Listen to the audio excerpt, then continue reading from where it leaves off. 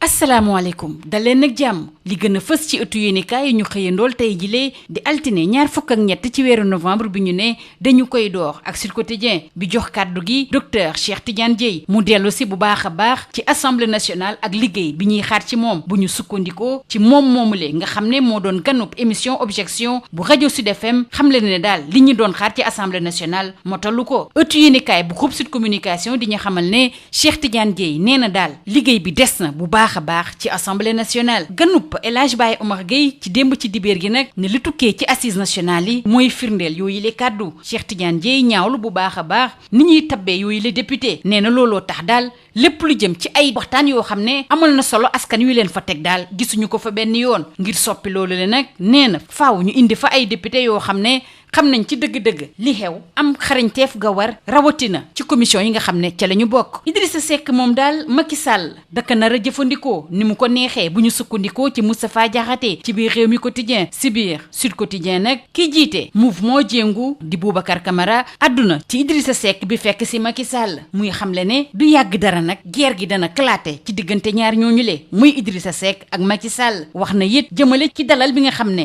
moom la ko kii du njiitu réew mi doon dalal moom la nga xam ne bokkatul ci coalition Jotna dafa bañ lank carré ne du wax benn yoon ne da doon négocier ak président Macky Sall ngir mun a dugg ci gouvernement bi moom sax di Boubacar Camara yokku ci ne ñoom sax dañoo xalaatul benn yoon soppi seeni doxalin ñu wax jëmale ci jàngoro ji nga xam ne mooy dal nappkat yi ak li jaaxal libération mooy kenn mënul wax lan moo waral boobu la jàngoro fukki fan ginnaaw gi ñu nemmeekoo malade bu njëkk bi Soleil di ñu xamal ne donte sax ki ñu dénk wàllu napp bi di Alioune Ndoye nee na mbir mi daal du wàllu produit chimique Soleil di ñu xamal ne gëstu yi ñu ci amal nag nee nañu gëstu wàllu filet de pêche yi nga xam ne moom la nappkat yi di jëfandikoo ci jamono jooju nag ci quai de pêche bu Mbour nga xam ne luy tolloog 200 malade ak fukk ak juróom jot nañ leen faa lim jiixi jaaxa amu fa dañoo fas yéene soññ bépp mool bu gisee lenn loo xam ne daka jaaxal ci wàllu deram mu dem ci kër docteur ñu des ak nappkat yi ak bés bi nga xam ne moom lañ jagle lool pêche artisanale di napp cosaan te waa laas di ñu ko yeggee acteurs yi dañoo takk woon bu baax a baax fale ca jam ñaajo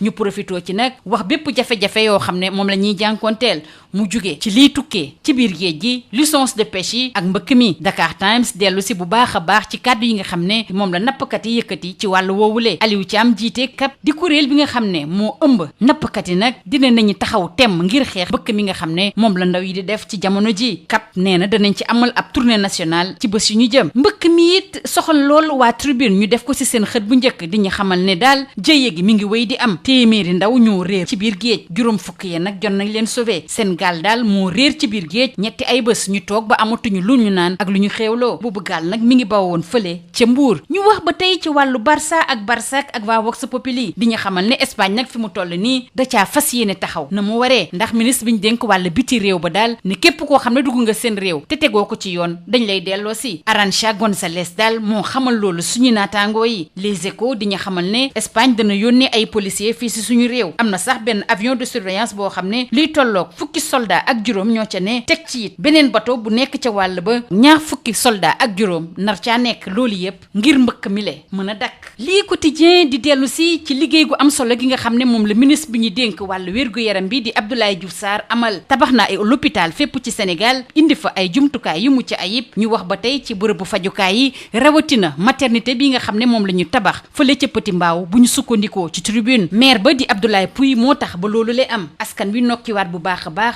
ndax seen sàkkuteef gu yàgg la boobule maternité nag ña ngi ko doon dalal démb ci dibéer gi ci biti réew nag dañuy wax ci élection générale yi am ci Burkina Faso ak Le Soleil lu ëpp 1 million ci doomu Burkina ñoo war a tànn ci fukki candidat ak ñett xool kan moo ca nar a doon seen président war nañ it tànn ci fukki junni ci ay nit yoo xam ne nag seen mébét mooy nekk fa député Soleil di xamle ne jàmm la ñuy nemmeeku ci boobule élection donte ñàkk kaaraange gi fës na lool ci Burkina Faso SAD waxtaane ñu wàllu coupe UFOA ak qualification gaynde yi nga xam ne amaguñu ñaar fukki at danañu bokk ci demi-finale yi ginnaaw gi ñu lajjee ci kanamu Léone Sarr gaynde yu ndaw yi ñoo dóor démb jiitu Gambie yi ci 0-1 ñu jeexale koog waa sunu lomb roi des arènes bii di Modou Lo war a jàkkaarloog Ama Baldé dina jàkkaarloog taskatu xibaar ci ay bés bi ñu ne rëy ba di xamle ne bile combat dañoo fas yéene mu nekk combat boo xam ne kenn dootu ko gaaw a fàtte sunu lomb dellu si ci réunion bu njëkk bu comité directeur bu CNG biñ doon amal gaawu bi ñu génn bépp daan waxtaan boo xam ne jëloon nañ ko fi teg nañ ko ci suuf lii moo gënoon a fës ci ëttu yéenekaay yi ñu xëyandool ñu yendoog jàmm.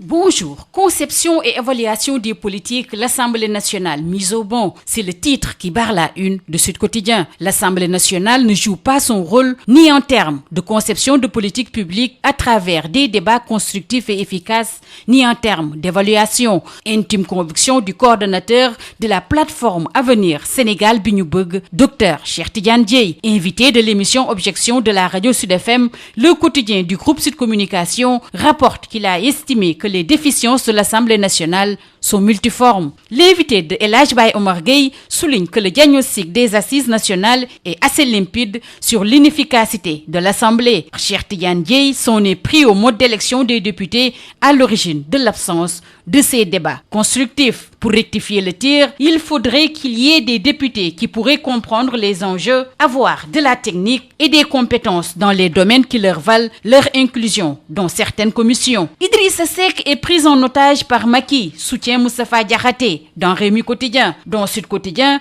le président fondateur honoraire du mouvement Diengou qui se prononce sur l'entrisme d'Idi, en l'occurrence Boubacar Camara, renseigne que la guerre va s'ouvrir bientôt entre Idrissa Seck et Macky Sall. Abordant son audience avec le chef de l'État, le démissionnaire de la coalition Jotna refuse de parler de négociations qui n'ont pas abouti entre lui et le président Sall. Il ajoute que le changement de cap n'est pas négociable pour nous. Fin de citation. La maladie dermique qui affecte les pêcheurs, c'est le flou total concernant ses origines, soutient Libération. 10 jours après la découverte du premier cas, le mystère reste entier. La piste toxique est écartée par le ministre de la Pêche Alioune Ndoye et Le Soleil informe que les recherches sont orientées vers les filets de pêche. Le quai de pêche de Mbour, où 215 cas sont déjà identifiés, baigne dans la sérénité. Les acteurs de la pêche misent sur la sensibilisation pour convaincre les pêcheurs présentant des lésions sur la peau d'aller dans les structures sanitaires. Restons avec les pêcheurs avec la journée mondiale de la pêche artisanale, relatée par l'AS, qui relève une forte mobilisation des acteurs à Diamniadio, ceci en présence du ministre de la Pêche. Les acteurs du secteur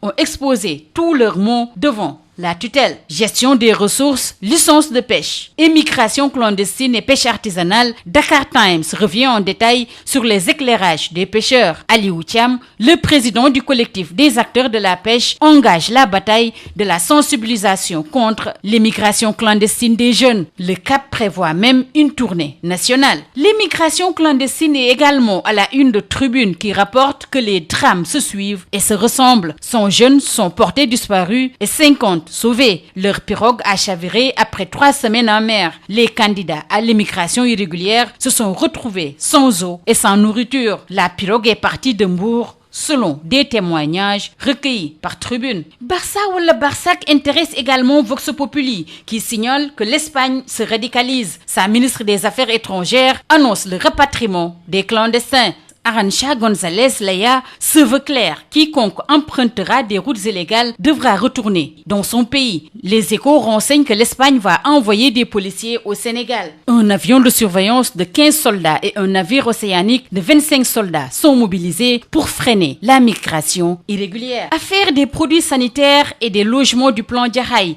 Les Échos s'y intéressent et reviennent sur les lourdes charges retenues contre Aïda Diong et compagnie, notamment la tentative d'escroquerie retenue contre cette dernière. Le Quotidien revient sur les bons points de Abdoulaye Diouf Sarr, le ministre de la Santé et de l'Action sociale. Selon le confrère, plusieurs réalisations ont été notées depuis l'arrivée de Abdoulaye Diouf Sarr à la tête de ce département. On peut citer la construction d'hôpitaux à l'intérieur du pays ainsi que le relèvement des plateaux techniques de beaucoup de structures sanitaires. Il a également réussi à tenir tête au coronavirus. Parlons toujours de construction de structures sanitaires. Avec Tribune, Petit Mbao étrenne une nouvelle maternité. Cette infrastructure a été financée par la mairie, dirigée par Abdoulaye Pouye. Les habitants de Petit Mbao réclamaient depuis plusieurs années cette maternité qui a été inaugurée hier dimanche. Sur l'international, Le Soleil nous parle des élections générales au Burkina Faso. Près de 6,5 millions d'électeurs burkinabés sont appelés à choisir entre 13 candidats à la présidentielle et les 10 000 prétendants pour la députation. Un vote calme malgré l'insécurité,